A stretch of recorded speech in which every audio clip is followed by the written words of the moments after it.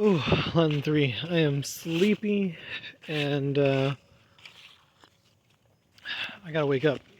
Tell you what, it's the afternoon, but I have my coffee. I'm gonna go for a little walk and I'm gonna talk to you about accusatives because, we have more that we need to know about the accusative case. It may seem simple. I mean, we've known so much of it for so long, and, in many ways, it is simple. I mean, we have our direct objects, objects of prepositions, duration or extent of space and time, subjects of indirect statements, right? We've known about most of those things for almost as long as we've been reading Latin, and all of that since at least Latin 2. And that's mostly what there is to know. But even then, there are still a few other things, and even a direct object is sometimes not just a direct object. That's right, there can even be more to direct objects. Like, for instance, did you know that there is such a thing called an internal accusative? There is an internal accusative. That's basically a real fancy way of talking about a direct object that that has a meaning kind of implicit to the verb or internal to the verb. Like for instance, right? I've got my coffee, right? See, coffee. And right now, I'm drinking my coffee, but I could be less specific, and instead of calling it coffee, I could just say that I'm drinking a drink. Like, I could call this a drink, and I am drinking it. To drink a drink is almost not worth saying, right? Because it is a drink, which is to say a thing that you drink. That is to say that the meaning of the direct object is internal to the verb that it is the object of, right? Of course I'm drinking a drink, that's what you do with it.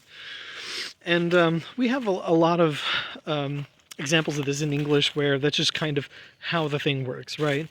You live life, you give gifts, you do deeds.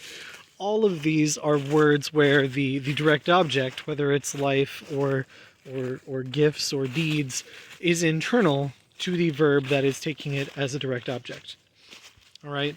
So that's one thing, but that still is technically a direct object. It's just a special one. And there's a name for it. But there's also something called... Sorry, I'm walking through the woods and there's lots of things for me to trip on. There's also something called a secondary object. Yes, that's right. And no, I don't mean an instance where you just have two direct objects. It's not like saying, like, oh, I like dogs and cats. No, that's not a secondary object. That would just be a sentence that has two direct objects. And you have a conjunction in there, right? No, what I mean instead would be like how I'm using this video to teach you Latin. Now, here's the thing. What is the direct object in that? Is the direct object you, or is the direct object Latin? Because here's the thing, I'm teaching you, I'm also teaching Latin. Well, what's going on there is, technically speaking, you are the subject. Or sorry, not the subject, the direct object. You are the direct object, but Latin is also an object. It's a secondary one. And you could actually separate that out where, you could say, I'm teaching you, and then as a completely separate sentence, we could have, I'm teaching Latin. And if you separate them out, then each one is just a direct object unto itself. But when you put them together, one becomes the primary object, the other one a secondary object. But they're both objects. They're both still accusative. And yeah, that's how the secondary object works. There's also something called a predicate accusative, which is a word that agrees with your direct object. And you're not going to get this with just anything. It's only going to show up with, like, basically certain words. Like verbs that have to do with, like, naming or creating. Like, for instance, we're in election season right now. Here in a few days, we're going to, finish up the presidential election, right? And so, within a few days, we are going to elect Mumble as president. Well, actually, so I'm going to interrupt myself for a second. This is hilarious because I had no idea that this was here. This is actually behind my house, and I did not know that this like nice fancy new bench is here, but hey, cool. I'll sit down while I do this. Anyway, point being, when I say, that, we're going to elect somebody as president, the direct object of that would just be the whoever we're electing, right? But then the president is what we are making them into when we elect them. And so the direct object is the person we're electing because they're being elected, and then the predicate accusative is what we make them into. Or, I could say like a sentence like, "Oh, my friend named his cat Bubbles." And his cat would be the direct object because that's, again, the thing being named, and then Bubbles would also be accusative, essentially because it's agreeing with the cat, right? It's not so different from like how a compliment would work with a nominative, right? If I just said, the cat is orange, orange would be nominative because it's the predicate, but it would still be nominative. But it's the complement predicate of the sentence that agrees with the nominative subject, and that's sort of what the predicate accusative is. The predicate accusative is agreeing with the direct object by being in the same case as the direct object, even though it's not like an adjective, it's a noun. Those ones I think are all pretty simple. Those are ones that even if you did not know their names, I'm pretty sure that if you saw them, and in several instances you have, if you saw them in a sentence, you wouldn't necessarily be tripped up by it. I don't think that you would be confused at how to deal with it. You probably just didn't know the technicalities of what they were called.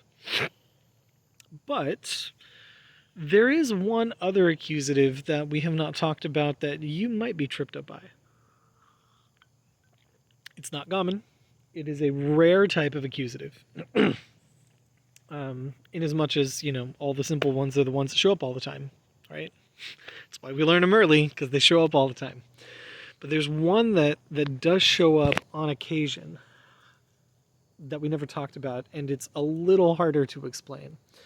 And it's something called the accusative of specification, or it might be referred to as the accusative of respect.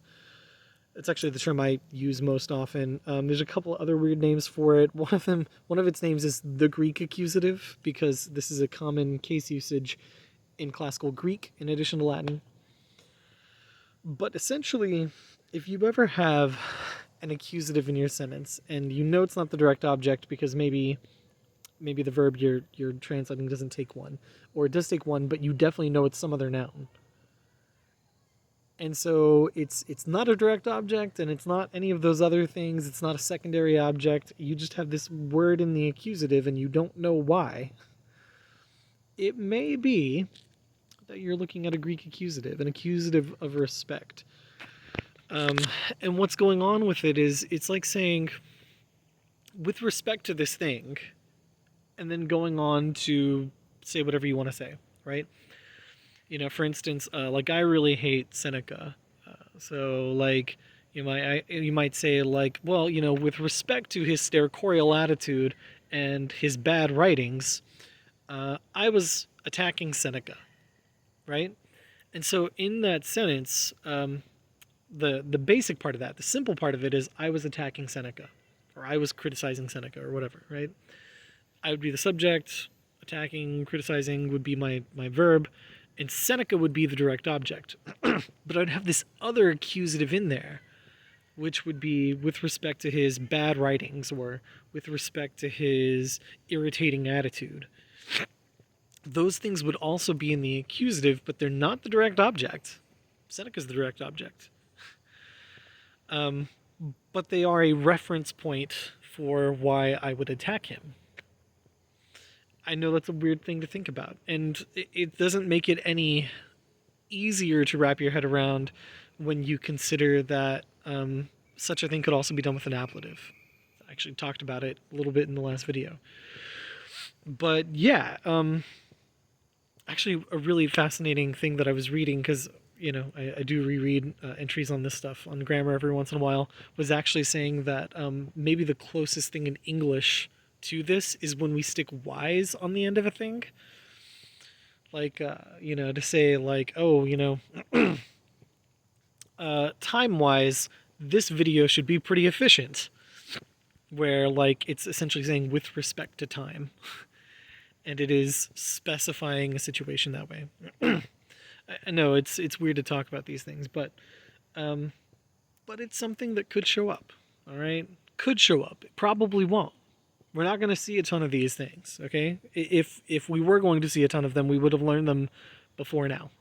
It would have showed up in your Ecce Romani books, but it never did because it's not common. But it could show up at some point. It might. If you're taking EP, it might show up in Caesar. Caesar is very heavily influenced by Greek things. So, but yeah. Of course, we're going to follow this up. We're going to talk more about it. If one ever shows up, we're going to go off on it and say, oh my gosh, we found one. It'll be like, old school Pee-wee's Playhouse, like when they have the word of the day. But in the meantime, most of the accusatives that you see are still going to be just good old objects of prepositions and direct objects. So, I've been going on too long already. I will see you guys in class. Unless, of course, this is like way in the future or you're a stranger watching this, in which case I won't see you. But that's cool. Hopefully you still learn some things about the lesser known accusatives. Bye!